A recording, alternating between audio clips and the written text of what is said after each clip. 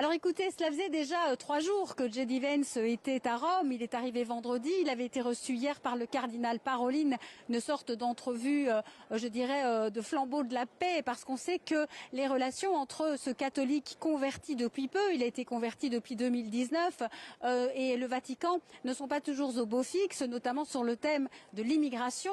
On se rappelle, en février, le pape avait écrit une lettre aux États-Unis pour dire qu'il était horrifié de la déportation de masse. Et donc on avait un peu l'impression ici que le pape n'avait pas l'intention de rencontrer J.D. Vance.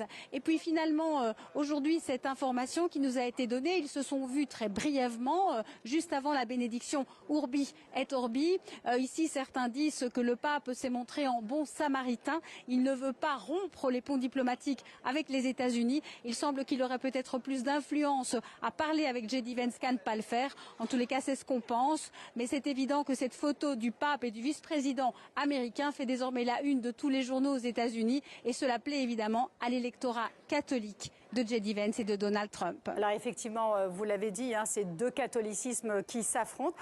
Pourquoi J.D. Vance a tant insisté pour rencontrer le pape alors qu'il n'ignore pas la santé fragile du pape? Quel est l'objectif pour lui, pour le vice-président américain? Alors l'objectif, c'est sans aucun doute de renouer avec le Vatican. Cette tension, je l'ai dit, était très profonde depuis quelques mois.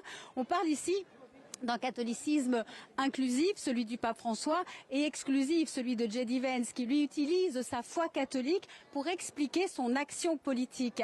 Et c'est cela qui ne plaît pas du tout au Vatican. Mais J.D. Vance sait aussi que s'il veut faire une carrière politique, il doit compter avec le Vatican et avec les catholiques américains. Donc son objectif, c'était évidemment cela. Et puis en tant que catholique converti, il est évident que cela lui plaisait d'être ici à Pâques. Enfin, dernière explication, il est peut-être aussi venu sentir les équilibres, écouter les équilibres ici au Vatican pour comprendre ce qui pourrait se passer au prochain conclave, car même si le pape François était bien présent aujourd'hui, on sait quand même qu'un conclave arrivera un jour.